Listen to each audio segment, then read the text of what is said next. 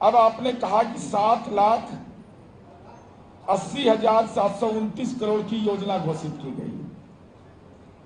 कोई कार्य प्रणाली है? कैसे आपने असेसमेंट किया, ये जानकारी आपको है? असेसमेंट बताते कैसे आपने किया।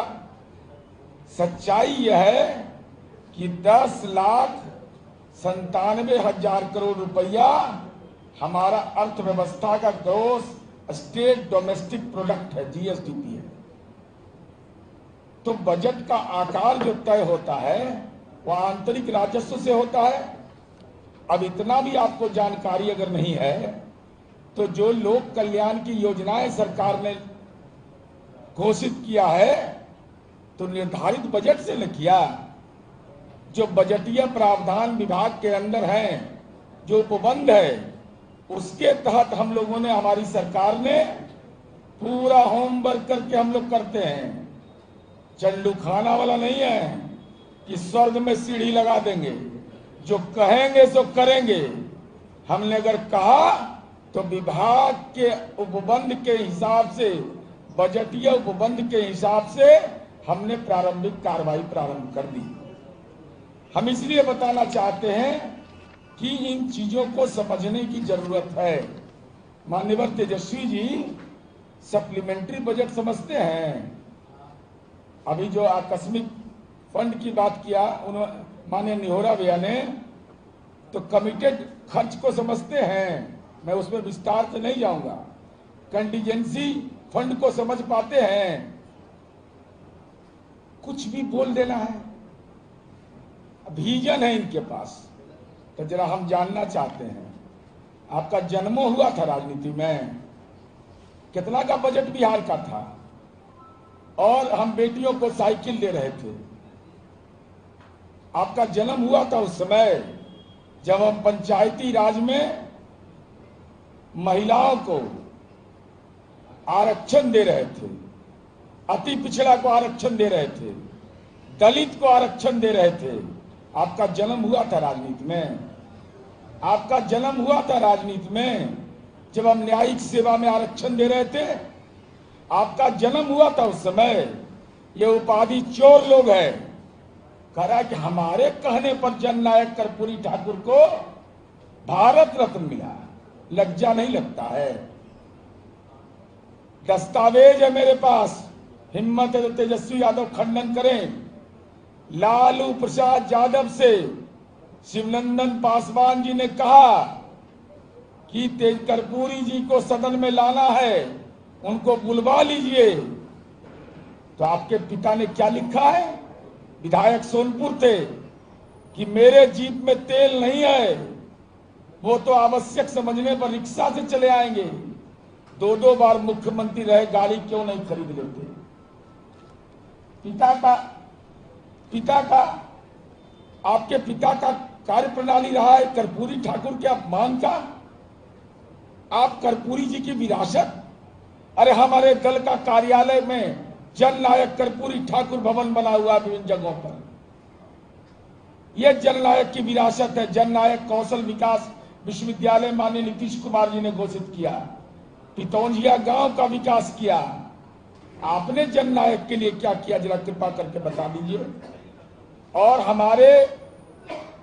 हमारा जो वित्तीय अनुशासन है उसका कैट और नीति आयोग ने भी प्रशंसा किया है। एक कोविड का काल छोड़ दीजिए तो FRBM एक्ट के तहत जो हमको राशि लेना है कर्ज के रूप में, उन मानकों का भी हमने पालन किया है। लेकिन हम आपसे जानना चाहते हैं तेजस्वी यादव जी, आप सवाल पूछ रहे हैं तो हम सवाल आपसे पूछते हैं। आप वह बिहार चाहते हैं? क्या हालात था इस बिहार का? मैं उदाहरण के साथ बता रहा हूं। लालू यादव का राज था।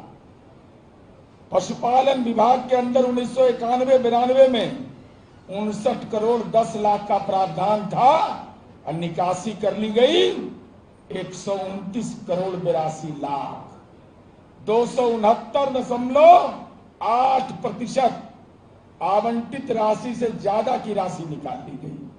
92-93 में 131% ज्यादा राशि निकाल ली गई। बजट में आवंटन है 10 करोड़, निकाल रहा है 25 करोड़।